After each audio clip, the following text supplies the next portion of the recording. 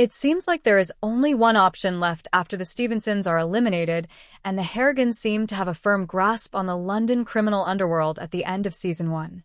Given that the Harrigans are currently working with Jamie Lopez's Mexican cartel, and that Harry has now angered the extremely powerful Kat McAllister, Season 2 of the show ought to go global. Jamie Lopez might be convinced to turn against the Harrigans and play the antagonist in Season 2 by Kat's influence, which would keep Kat waiting. However, Kat McAllister ultimately appears to be the series' main antagonist.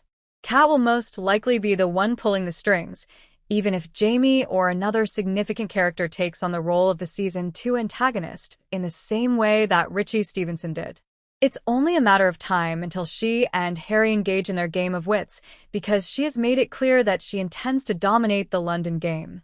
Regretfully, whether they face off in Season 2 or later, she will probably have access to an infinitely greater number of resources. Since Kat McAllister was first introduced, there have been many theories about who she really is. One of the most widely held is that she is a CIA or MI6 boss who collaborates with the larger crime lords to prevent the world from going topsy-turvy.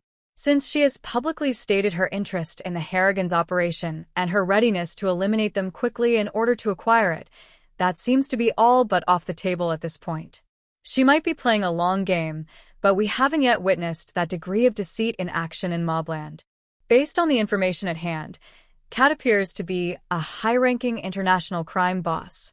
One of the most obvious examples of her degree of power is her ability to influence a Mexican cartel, and the fact that we have only ever seen her by herself gives the impression that she functions entirely independently of the more well-known criminal groups in the world. If Season 2 of MobLand is released, it appears that we will learn more about Kat McAllister's past and how stupid Harry was to reject her. If Season 2 of MobLand is produced, it appears that Conrad and Maeve won't be behind bars for very long.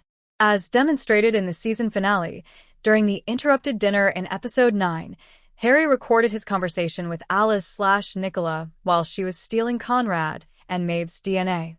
Although the recently freed Kevin jokes that they should purposefully leave both Conrad and Maeve in prison for a while, that should be enough proof to persuade any jury that the elder Harrigan's murder charge was the product of a fabricated investigation.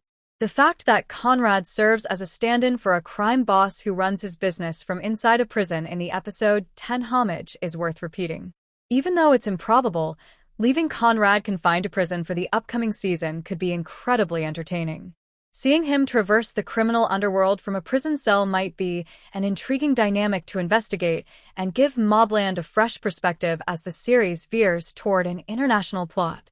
Remember to like, share, and subscribe to my channel for more videos.